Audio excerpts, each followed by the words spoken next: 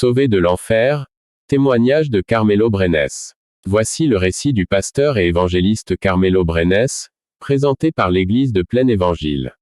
J'avais eu un accident mortel. À ce moment-là, ma vie s'arrêta. Je sentis que tout était devenu noir autour de moi, et je commençais à marcher à travers un tunnel noir. Un être m'emmena dans un endroit où on entendait des cris et des gémissements. J'eus donc compris que ma vie était finie et que j'avais cessé de vivre sur la terre. Mais bien plus terrible encore, alors que nous avancions dans ce tunnel, ma peur devenait de plus en plus grande tout en sachant que mon corps, bien que mort, j'étais, moi, bien vivant. Nous avions continué à marcher pendant un moment dans ce tunnel. Soudain, j'entendis des soupirs et des gémissements que je n'avais jamais entendus de toute ma vie.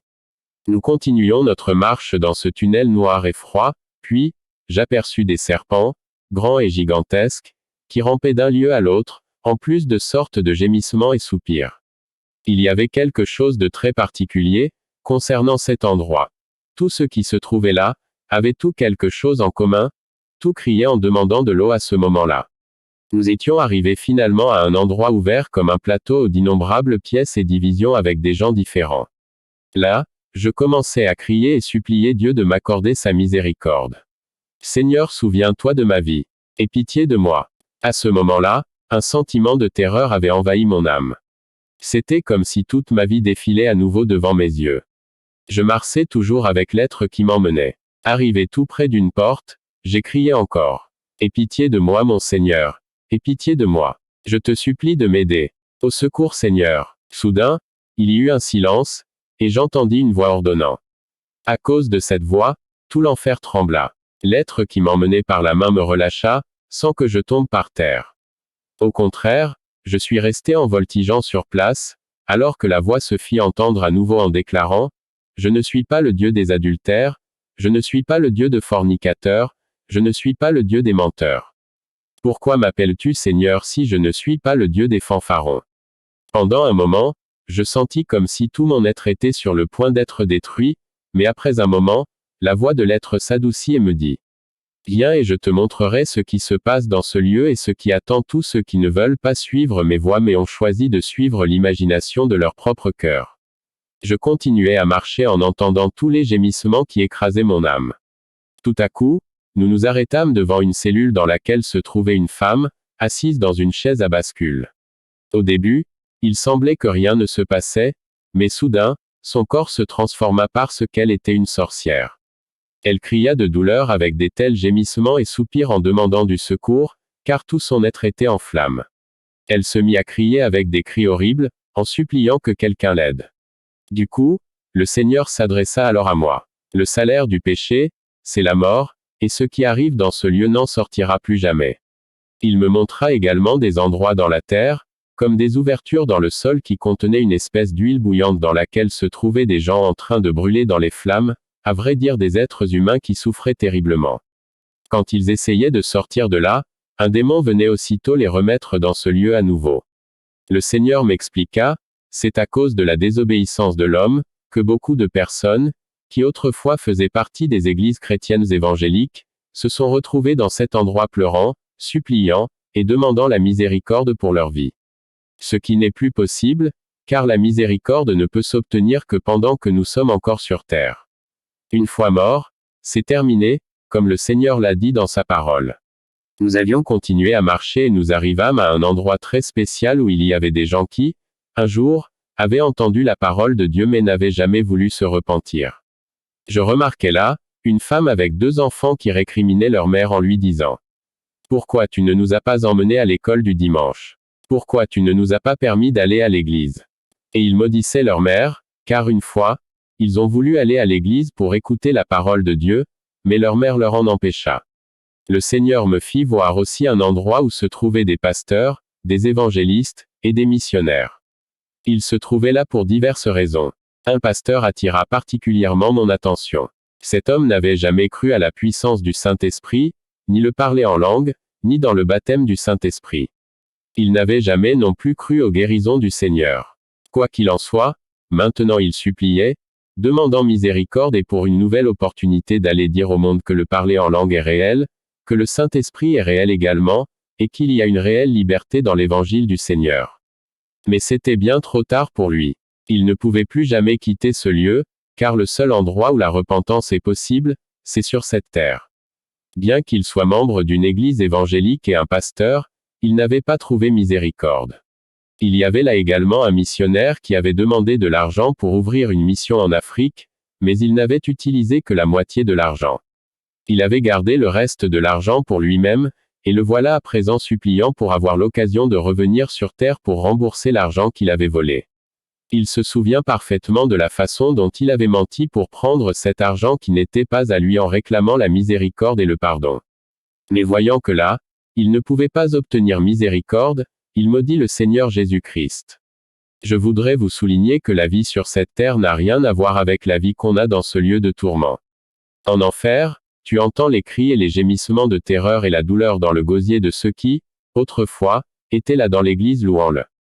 Aujourd'hui, ils se retrouvent dans cet endroit pleurant et suppliant la miséricorde pour leurs péchés, ce qu'ils ne pouvaient obtenir que lorsqu'ils étaient encore sur terre. Et ils avaient bien eu cette occasion pour se repentir de leurs péchés, mais en vain. Tout ce qu'il leur reste maintenant, c'est le jugement dernier. Il y avait là aussi des pasteurs qui avaient volé les dîmes et offrandes de leurs églises. Maintenant ils réclament une seule chance qui ne leur pouvait plus être accordée. Cette grâce ne pouvait s'obtenir que sur terre. Jour et nuit là-bas, ils ne cessent de demander miséricorde et pardon pour leurs mauvaises actions. L'occasion de se repentir ne se trouve que pendant que nous sommes encore vivants sur cette terre. Après la vie sur cette terre, c'est fini. Ceux qui meurent sans Christ vont en enfer, et ceux qui meurent avec Christ reçoivent la vie éternelle. Beaucoup de gens pensent que mourir, c'est tout simplement cesser d'exister, et que leur corps irait dans la tombe et ce sera fini. Non. Après la mort, la vraie personnalité du croyant ou du pécheur se révèle et commence alors à vivre, soit au ciel dans la gloire de Dieu, soit dans la condamnation et la honte éternelle. Ce choix doit se faire aujourd'hui, tout de suite. C'est là maintenant même qu'il faut réfléchir et méditer sur le lieu où vous voulez passer votre éternité. Voulez-vous passer votre éternité en enfer ou au ciel dans la gloire avec Jésus? En ce moment même vous pouvez décider. Nous avions continué à marcher et arrivâmes à un endroit horrible où il y avait toutes sortes de démons avec des formes et tailles variées. Certains n'avaient qu'un seul bras, un œil, une jambe, avec le bout de la jambe comme le sabot d'un cheval. D'autres avaient deux visages, à moitié comme celui d'un humain, mais l'autre partie était vide. Seigneur, Seigneur, qu'est-ce que c'est? Demandai-je à Jésus. Ceux-ci sont des démons de destruction, dans les domiciles de tous ceux qui sont perdus. Ceci est le démon qui détruit jour après jour sans cesse ni repos, me répondit-il. Le tourment dans ce lieu est terrible, si terrible que les âmes ne peuvent pas s'empêcher de penser, ni oublier les choses qu'ils avaient faites alors qu'ils étaient encore sur terre. La Bible dit, de la même manière, vous avez aujourd'hui les prophètes de Dieu qui prêchent l'évangile du Seigneur sur la terre, vous avez entendu la parole de Dieu et c'est le temps de vous repentir. Aucun ne reviendra du séjour des morts pour vous sauver, car celui seul qui peut vous sauver, Jésus de Nazareth, était déjà mort et ressuscité d'entre les morts, et s'est assis à la droite de Dieu, et peut vous sauver parfaitement. Personne d'autre ne peut vous sauver. Il est écrit, le salut est en Jésus seul. Lorsque je me souviens de ce moment passé là-bas, je ressens encore la douleur et la terreur dans mon âme et je frémis à l'idée qu'il y a des jeunes enfants dans ce lieu. Ils regrettent eux aussi beaucoup de choses qu'ils avaient fait pendant qu'ils étaient encore sur terre. Beaucoup pensent que leurs enfants n'iront pas en enfer, car ils sont si jeunes. Mais laissez-moi vous dire, que si vos enfants ne sont pas dans les voies du Seigneur, et qu'ils sont déjà capables de distinguer entre le bien et le mal, ils viendront eux aussi dans ce lieu des tourments, car il est écrit. Toute personne qui sont capables de comprendre et de distinguer entre le bien et le mal, aura à se tenir un jour devant le trône du Seigneur, car rien n'est caché devant lui. Nous continuâmes notre marche et nous fûmes arrivés à un endroit qui ressemblait à une sorte de terrain de football. L'objet de moquerie des démons étaient les humains, l'image même du Dieu vivant. Et les tourments qu'ils infligeaient aux humains étaient une source de joie immense pour eux. Les démons détachaient des parties de leur corps, les cachaient et ensuite envoyaient les humains les chercher. Cela était une grande source de plaisir pour les démons, car cela était une grande source de douleur et de tourment pour les humains, ce que Satan et ses démons aiment le plus. Comme cela est écrit, ici, vous pouvez vous asseoir tranquillement sur une chaise et demander de l'eau à boire, et être désaltéré. Mais là-bas, les gens réclament de l'eau et de la miséricorde en vain. Là-bas, les gens regrettent même le jour où ils furent nés. Là-bas, les gens regrettent de n'avoir pas rencontré le Seigneur Jésus. Mais beaucoup qui l'avaient rencontré regrettent de s'être éloignés de lui. Mais il est trop tard. Je voudrais vous dire que si vous vous êtes éloignés du Seigneur, revenez aujourd'hui à lui. Ne vous souciez pas de ce que diraient vos amis, votre père, votre mère, votre copine ou vos frères. N'ayez pas honte de revenir à votre seul Sauveur, Jésus. Rappelez-vous ce que le Seigneur dit dans sa parole. Ceux qui ont honte de lui ici sur la terre, il aura aussi honte d'eux dans les cieux. C'est le temps pour vous de courir dans la présence du Seigneur. Il est temps pour vous de chercher le salut. Ne regardez, accrochez pas à une église, mais accrochez plutôt au Seigneur Jésus-Christ. Ne cherchez pas une église où vous vous sentez bien, cherchez plutôt une église où le Saint-Esprit agit et repentez-vous de vos péchés. C'est vraiment le temps de se repentir. C'est le temps de crier au Seigneur en vous adressant à lui. Si telle est votre situation, alors que vous lisez ce témoignage, s'il vous plaît, courez vers Jésus-Christ. Votre vie est réellement en danger, la parole de Dieu nous dit. Êtes-vous prêt pour le salut, ou vous voulez encore y réfléchir? Nous avions continué à observer ce que les démons faisaient à ceux qui étaient dans les tourments. Il y en avait un qui arracha un œil et le cacha. Nous avions vu des humains se traîner dans la douleur pour le chercher. Pour les démons, ce spectacle leur procurait une grande joie. D'autres démons avaient arraché une partie d'une jambe pour ensuite regarder cette personne sautillant avec beaucoup de douleur pour aller chercher la partie cachée. Un bras fut arraché à une autre juste pour rire de la douleur que la personne pourrait ressentir. À ce point, je voudrais vous dire que ceux qui autrefois avaient connu Jésus, mais sont morts dans leurs péchés reçoivent une double punition. La parole du Seigneur dit, ceux qui savent faire le bien mais qui font le mal recevront une double condamnation. Ceux qui n'avaient jamais connu le Seigneur Jésus sont aussi dans le tourment et la douleur, mais plus tolérables que pour ceux qui l'ayant connu et se sont éloignés de lui. Je voudrais vous dire que dans cet endroit, j'avais senti une telle terreur dans mon âme, bien que, ici sur cette terre, on est loin de saisir ces choses. J'étais dans un tel état de panique, tout comme je le ressens encore maintenant. J'étais terrifié pour tous les tourments que je regardais, je sentis une telle douleur et compassion pour tous ces âmes qui pleuraient et suppliaient pour la miséricorde. Je sentis tout mon être s'affaiblir de plus en plus, mais le Seigneur Jésus était là pour me donner de la force. Il continua, je vais te montrer ce qui attend l'homme. Nous avions poursuivi le chemin et nous arrêtâmes à une autre cellule qui brûlait sur les bords. Il y avait là des âmes en pleurs et en souffrance, puis je vis ce qui n'allait pas avec eux. Ceux qui étaient en tourment dans des flammes qui ressemblaient à du gaz, étaient ceux qui autrefois se tenaient à l'autel de Dieu. Ils avaient dirigé des cultes et prêchaient la parole de Dieu. Ils étaient ceux qui, autrefois, avaient chassé les démons et parlé en langue, mais qui sont maintenant dans les tourments, car un jour, ils avaient décidé de s'éloigner de la voie sainte du Seigneur. Nous étions là, observant tous ceux qui brûlaient dans les flammes, dans la douleur. Même si tout ce que nous pouvions voir n'était que des eaux gris noires, ils pouvaient néanmoins sentir la douleur. Ils pouvaient également parler et supplier pour la miséricorde à chaque fois qu'ils sentaient que le Seigneur passait tout près, à ce moment-là. Ils criaient, Seigneur Jésus, s'il te plaît, aie pitié de nous. Mais écoutez, le temps de la grâce, c'est aujourd'hui. Lorsque nous avions continué à marcher jusqu'à un certain endroit, le Seigneur me dit, regarde cette rue. Je me mis à regarder la rue et je vis une multitude de croyants avec leur Bible dans leurs mains. Leurs mains étaient levées, certains priaient, d'autres criaient. Le chemin du Seigneur continuait vers la droite, mais eux, ils continuèrent vers la gauche, tout droit vers l'enfer.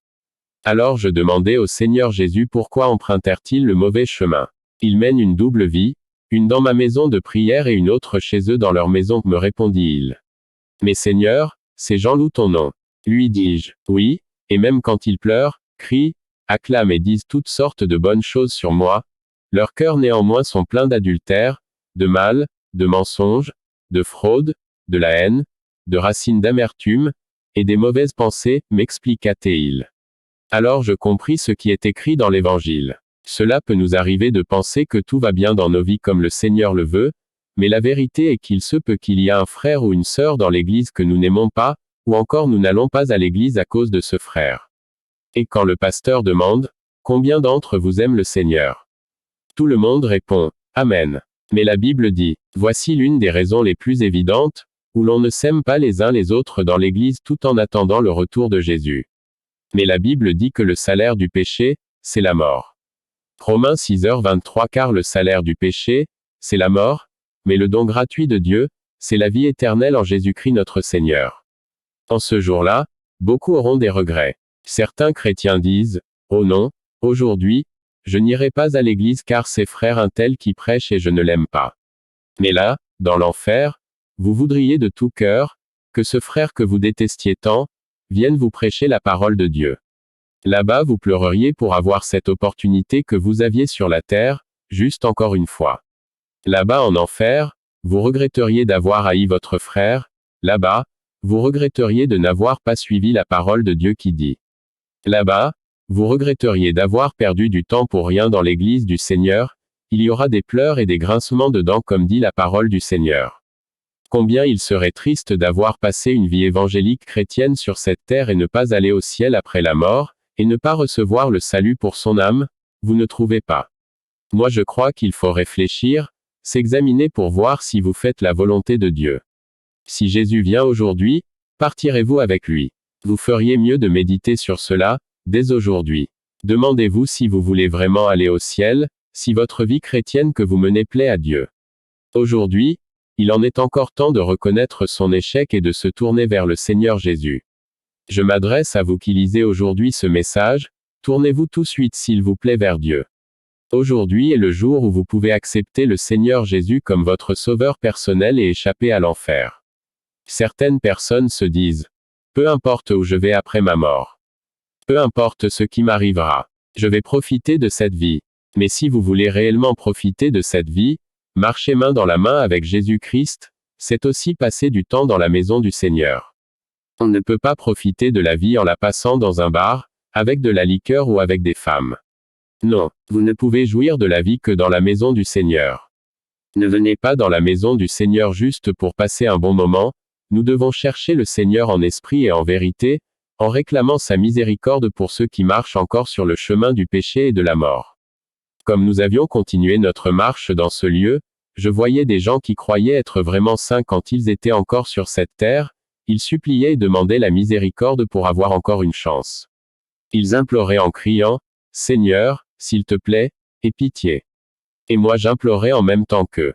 J'implorais pour obtenir miséricorde. Mon âme était dans l'angoisse. Je sentais une grande douleur pour tous ces âmes également. Je sentis que la vie valait la peine d'être vécue, un temps pour faire ce que Dieu approuve, un temps pour l'homme de connaître Jésus. J'eus tellement de peine en voyant comment les gens se traînaient là-bas, tout en implorant le pardon et la miséricorde. Nous fûmes ensuite arrivés dans un endroit où une femme semblait lire la parole de Dieu. Comme si elle prêchait. Elle disait, « Pourquoi cette femme est ici, si elle se rappelle de ce qu'elle avait prêché, le message de l'Évangile?